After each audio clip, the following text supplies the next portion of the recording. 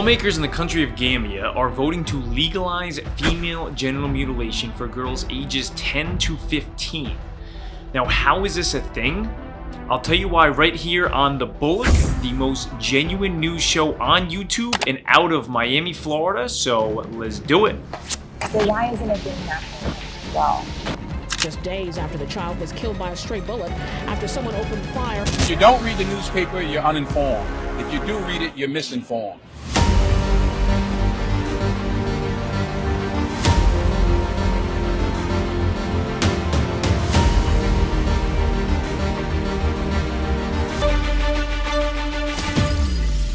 No one is talking about this. We start over in Gambia, a small country in West Africa where the country's National Assembly is planning to vote on overturning the ban on female genital mutilation, aka FGM, this week. I'm not going to go into specifics of the process of FGM. You can probably figure it out for yourself there.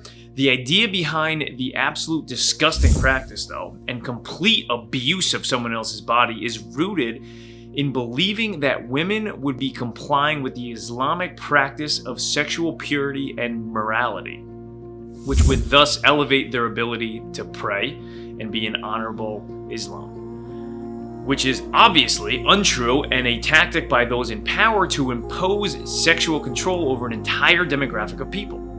You actually see this around the world quite frequently if you look close enough. So how did things get to this point in the first place?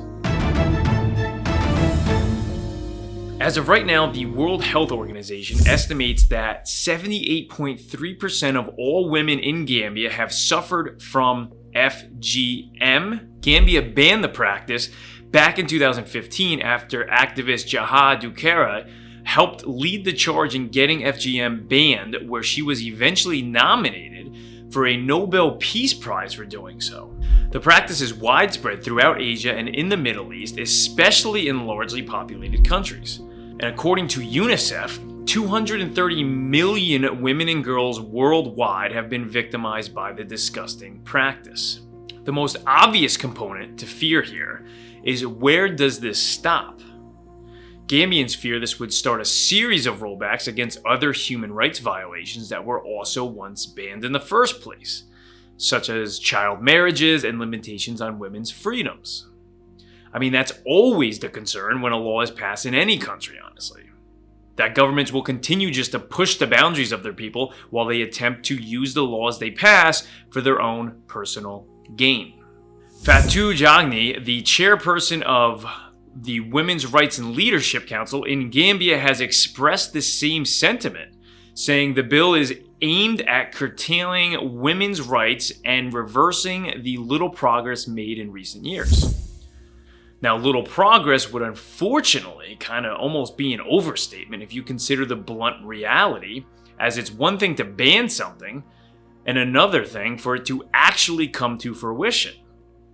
Now, since that 2015 ban, there have only been 2 actual FGM cases prosecuted in Zambia.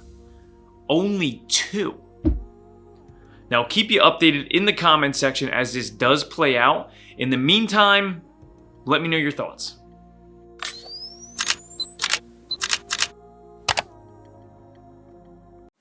Now, new podcast episodes along with new segments of The Bullock are posted every single week.